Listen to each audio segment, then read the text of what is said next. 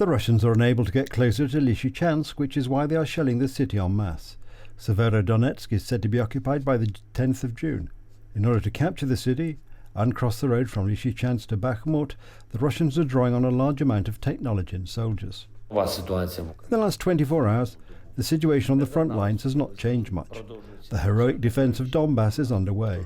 The trouble spots remain the same. First of all, Severodonetsk, Lysychansk and Popasna. It is obvious that the occupiers did not believe in such a strong resistance from our troops and are now trying to bring new units to Donbass and Kherson. But what's the point?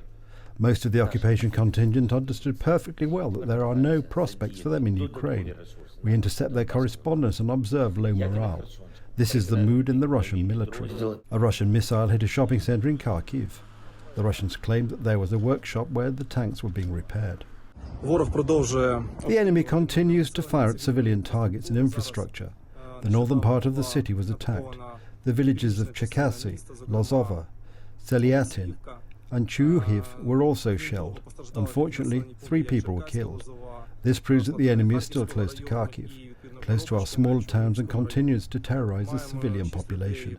So I ask everyone not to underestimate the air raid warnings and take shelter at that time in the shelters. The armed forces of Ukraine defend their current positions from the north. The enemy tried to attack but suffered losses and was forced to retreat. We are still demining the areas that have suffered the most, including Serkuni, Vilkivka and Malaya Rohan. We are doing everything to rebuild the infrastructure as soon as possible and make it safe to stay in these territories. Around 8 in the morning, Russian troops shelled Bakhmut. The missiles completely ruined the school, attended by 400 children before the war. These are the aftermath of the missile attack on the school. Now the rubble is being cleared and the policemen are documenting the effects of these criminal activities. Many businesses were destroyed during the war. Thousands of people have lost their jobs.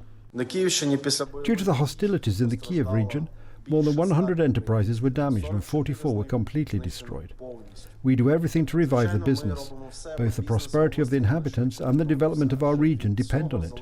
We discuss the current problems of entrepreneurs. In some, production halls burnt down. In others, logistics were disturbed by the war. Ukrainian sappers, after training in Denmark, demined the fields near Chernihiv. I have completed training. I participated training regularly, so I'm not afraid. I'm aware of what I am doing, for whom and why. I am not afraid. If you follow the security policies and protocols, you'll be fine. Farmers are actively planting every cultivable area of land. They couldn't use this road, so we made the decision to clean it up first so farmers could drive here. Thanks to this, they can feel safe and work, which is a way to support Ukraine during the war. Since the beginning of the invasion of Ukraine, Russia has lost 31,500 soldiers, almost 3,500 armoured combat vehicles, 212 aircraft, and 125 cruise missiles. In Energodar, the occupiers have already captured about 20 inhabitants in the last week, 11 of which are employees of the nuclear power plant. Their whereabouts remain unknown.